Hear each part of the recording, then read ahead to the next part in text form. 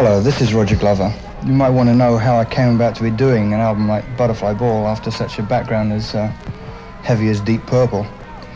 When I left Deep Purple, I really didn't know what to do for a while. I left because I wanted to write more. And although I tried writing, I didn't have a goal to work for. And I went in the office one day and my manager was there and he said, take a look at this. And it was the book called The Butterfly Ball. Now, the book came out about 1973 and was very big in England.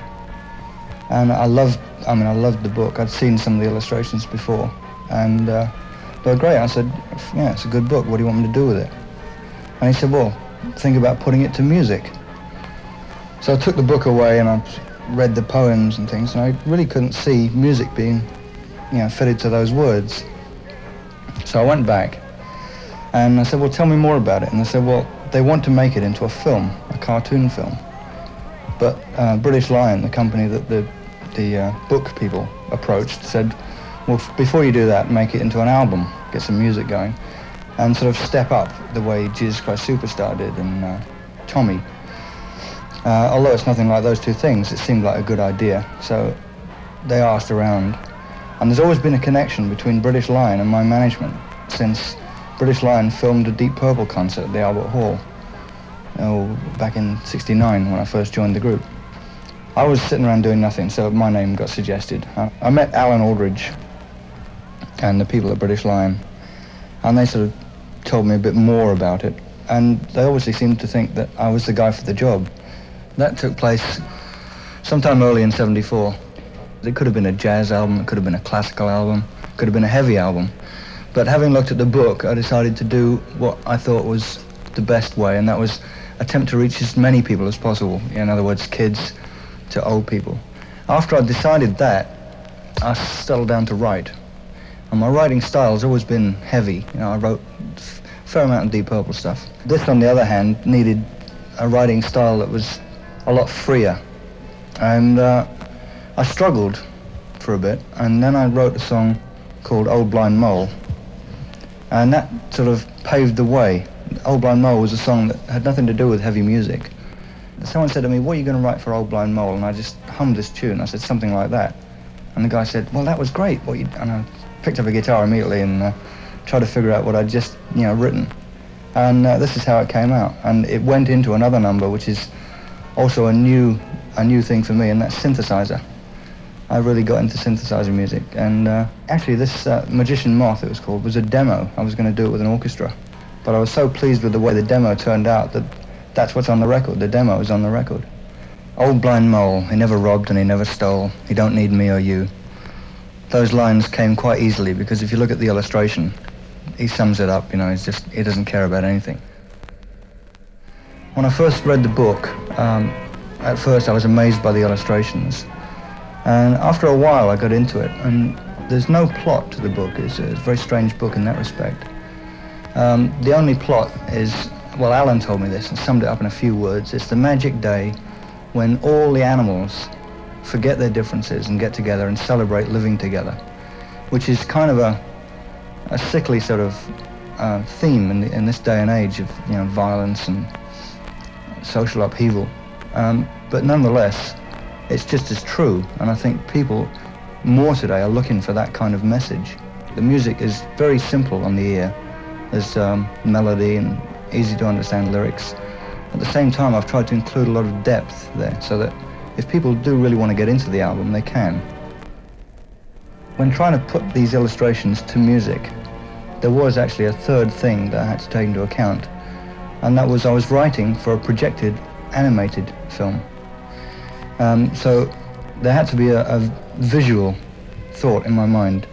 If I just sat down with the illustrations and just put them to music, I don't think they'd have come out quite the way they have. They'd probably come out more instrumental, more descriptive type of music.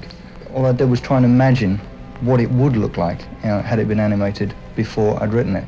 As an example of that, Aranea is a song about a spider. And I looked at the illustration, and the spider's sitting in front of a mirror, and to me, she reminded me of a teenager who's just found makeup for the first time, sitting in front of a mirror, very conceited, just plastering the stuff all over her face. And so the character of that, to me, would be a young, inexperienced girl. Now, when you sort of looking for singers. I used several different singers on this album. You get the normal session singer, or most of my friends are professionals, and they have their tricks and their quirks, and they're very professional. And the session singers have their influences, they sound like other people. I wanted to get a fresh sound, and there's a few occasions on this album where I use untrained singers, people who don't sing for a living, they just sing around the house. And what's a better place to look than my own house? Judy was always sort of shuffling around doing the housework singing, so I thought maybe it's a good idea to have her singing on the record.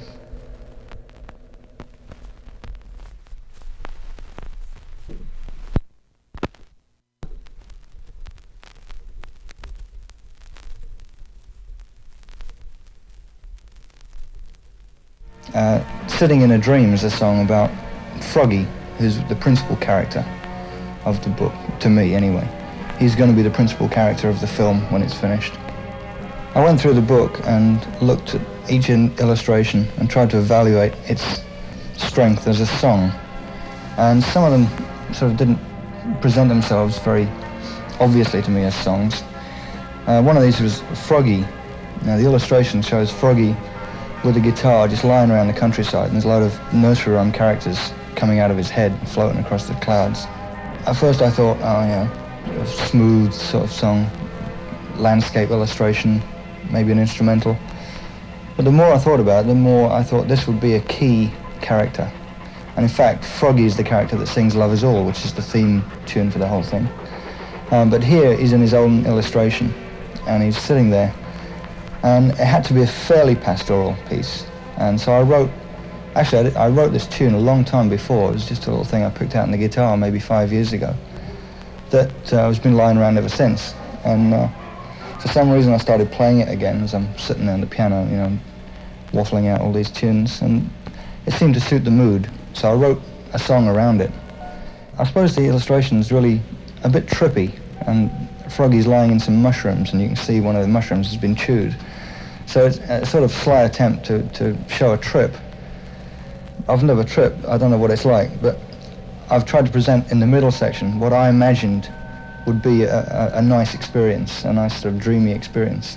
And he's the dreamer, Froggy's the dreamer, so that this is a dreaming song. It's called Sitting in a Dream. And Froggy appears throughout the album, and I picked him as the focus of attention, as the principal character in the thing, mainly because this whole concept really is well into the dream stakes. I mean, it can never happen. People will never forget the differences, so it's got to be a fantasy.